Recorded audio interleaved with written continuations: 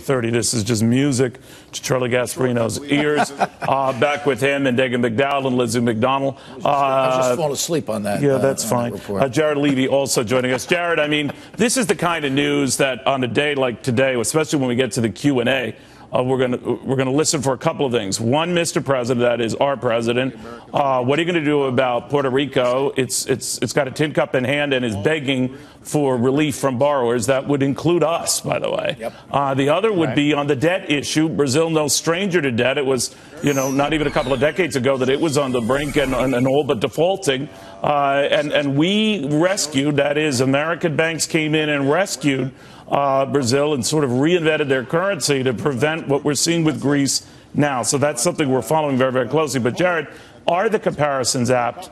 Or is this a sign that look at where Brazil stands now, standing next to the President of the United States, respected less than 20 years after being financially vilified? What do you think? I mean, are you trying to make the comparison to Greece? Is that what we're trying to do here? Well, I don't know. My producer was talking to me as you were talking. So, Ralph, this is Ralph's final day. So, Ralph, good for you. You can go now. Yeah. But go ahead. No, what I'm asking is whether Brazil is a sign that even the most damned nations can come back. Yeah, I mean, of course, right? But you're talking Brazil versus Greece is kind of like talking, I don't know, Texas versus Rhode Island. It's completely different, And in terms of Greece, could you humor me and try to answer that? I would love to. I think that Greece is not going to end up in as good of a place as Brazil. I think that Greece does exit. I say there's about an 85% chance of that happening. And by the way, right now, in my little financial world, the instruments that price out a default are pricing out a 91% chance that they will go into a full-on default. Right now, they're in arrears, and I think it gets worse. And I think Greece is going to have a lot of reinventing to do, and I think, maybe 20 years from now, perhaps, but over the next 5 to 10. You're right, but time could heal all wounds. But it's interesting how debt has now become a front and center issue. Great. How you've dealt with it politically. Chris Christie could be an issue. Other governors like Scott Walker, maybe less of an issue. Well, he did globally. He did take steps at the Puerto Rico. I understand that. Don't compare New Jersey to Puerto Rico. Are you comparing New Jersey to Puerto Rico?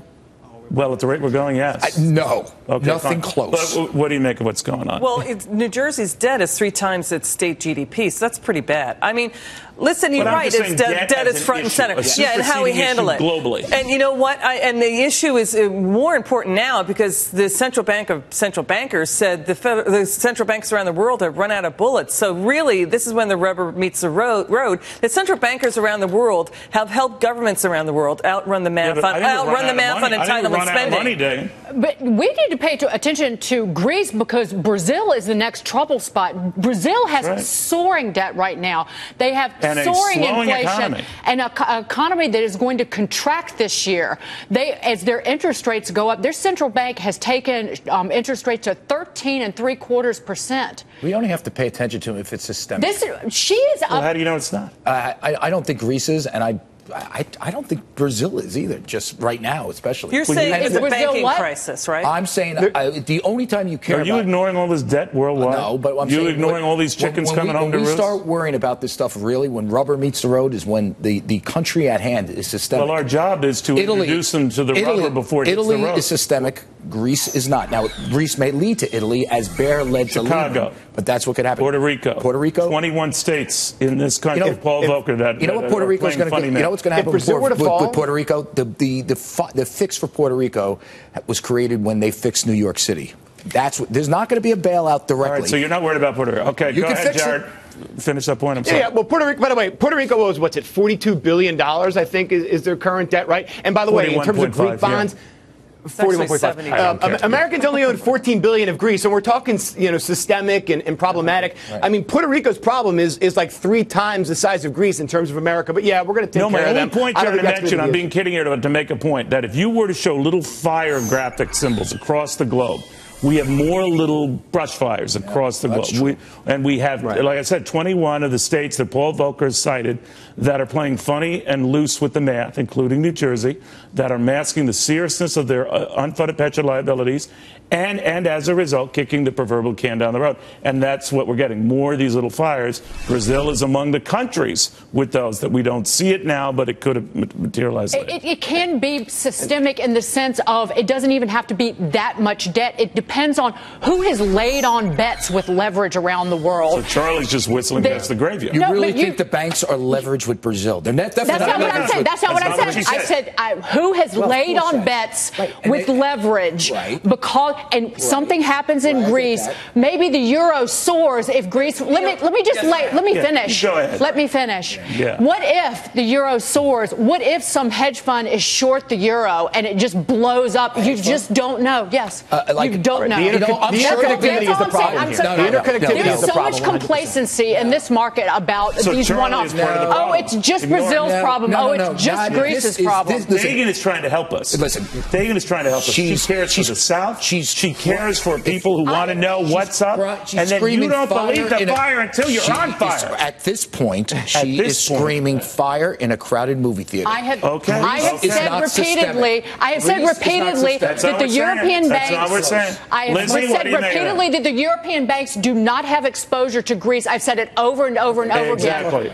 Exactly. That's right. Lizzie? Well, mutual funds may have exposure to Puerto Rico, but let's set that aside. Let me finish. Let me finish. All right. Yeah. 180 mutual funds to Puerto Rico. Yeah, individuals, yeah. But it's interesting you cite Paul Volcker. I like that you cite Paul Volcker, because he was a pretty tough central banker. Loose monetary policy. Did I mention that he was on this show? Okay, if I can finish. Loose monetary policy has delayed the restructuring of governments and banks and systems around the world. When the Fed starts to tighten, that's when Jared, that's when you all see I'm saying here before this guy just pounces on me. I am just saying this global debt issue, in isolated cases, one more severe, one a different story than the other, it's everywhere. It's everywhere. Global unfunded liabilities are such that we're getting to that point where those chickens are coming home to roost, so we're too chicken to deal with it. And Charlie's, of course, chicken for refusing to acknowledge it. But he's sitting across the table from me, so he can't lunge at me. But go ahead. The derivatives are the problem. Neil, here's the thing, right? We walk a delicate line. I'm talking. What is it? It is. No. Listen.